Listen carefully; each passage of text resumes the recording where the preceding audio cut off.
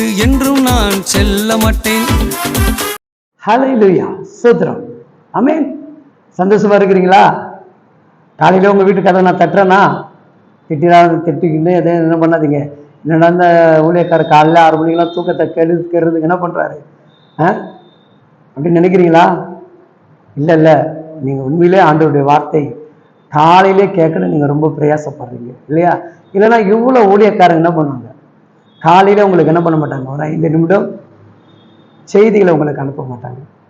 ஏன்னா நீங்கள் காலையில் எழுஞ்சோன்னு கர்த்தருடைய வார்த்தையோடு நீங்கள் என்ன பண்ணணும், வேலை செய்யணுன்ட்டு அப்பா விரும்புகிறார்.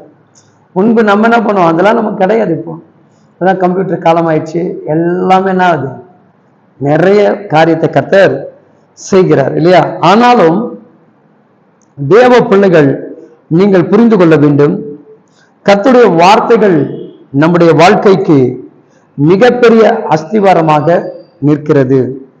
அவருடைய வார்த்தை அவர் சொன்னதை செய்கிறதாக இருக்கிறது. ஏசாயா 44 அதிகாரத்துல 21 வேத வசனம் இவ்விதமாக சொல்லுகிறது, நீ என் தாசன் இஸ்ரவேலே, நீ என்னால் மறக்கப்படுவதில்லை. யாக்கோபே, இஸ்ரவேலே, இவைகளை நினை. சகோதரா, சகோதரியே, கிறிஸ்துவுக்குள் பிரியமான என் அன்பு சொந்த பந்தங்களே, இவைகளை நினை. தேவன் உரிமையோடு, நம்முடைய தகப்பன் உரிமையோடு அவர் சொல்லுகிறார், நீ என் மகன், நீ என் மகள். ஒருவேளை பக்கத்துல வீட்டில் இருந்தாங்கன்னா வீட்டுக்கார பிள்ளைகளை தான் கைப்பிடிச்சு சொல்லுங்க, ஏய் நீ தேவனுடைய பிள்ளைடா, நீ தேவனுடைய மகள்டா அப்படின்னு சொல்லு பாருங்களேன்.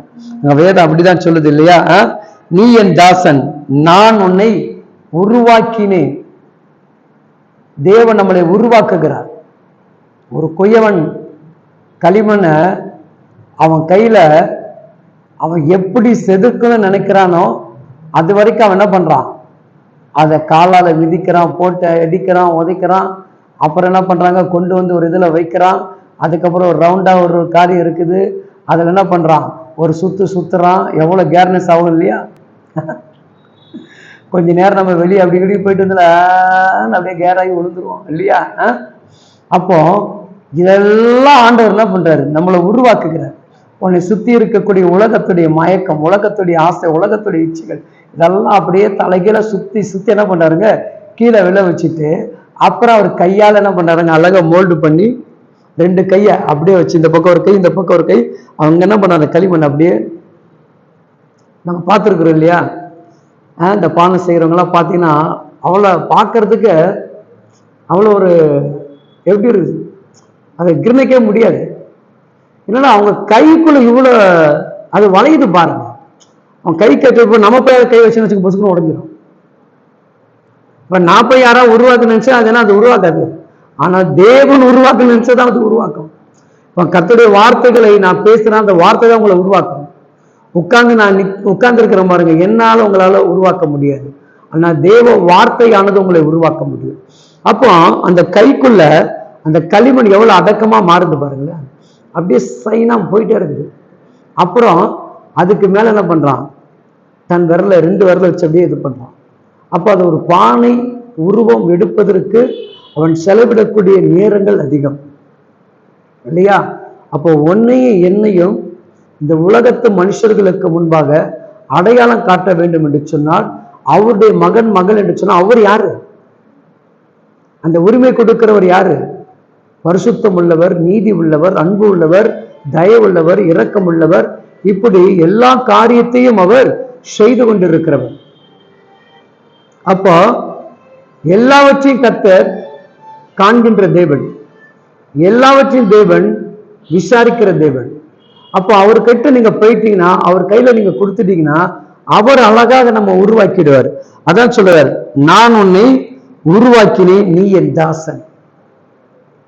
நான் உன்னை உருவாக்கிட்டேன், எனக்கு பிரியமான மகனாக மகளாக உன்னை மாற்றிட்டேன்.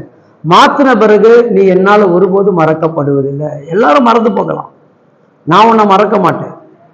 ஏன்னா நான் உன்னை முன்குறித்து வைத்துட்டேன், நான் உன்னை உருவாக்கிட்டேன். இனி நீ போய் பலரை என்ன பண்ணணும், உருவாக்க வேண்டும். அதற்காக கர்த்தர் இந்த நாட்களில அவர் உன்னை என்னை மறக்கவே மாட்டார். சரிங்களா? அவர் கையில உங்களை ஒப்பு கொடுப்பீங்களா? கொடுப்போமா? மகா பரிசுத்தம் இரக்கமுள்ள எங்கள் அன்பு தகப்பனே, இந்த நாட்களில் எங்களை முற்றிலுமாக உம் கரங்களுக்குள் ஒப்பு கொடுக்கும். உம் சித்தத்தின்படி எங்களை உருவாக்குங்க. நீங்க எங்களை உருவாக்கினேன்னு சொல்லி இருக்கிறீங்க. நீ என்னுடைய தாசன் என்று சொல்லி இருக்கிறீங்க. நீங்க என்னால் மறக்கப்படுவதில்லை சொல்லி இருக்கிறீங்க. இன்னைக்கு நம்புகிற அத்தனை பிள்ளைகளுக்கும் இது தீர்க்கதரிசி வார்த்தைகளாக புறப்பட்டு செல்லட்டும் அப்பா.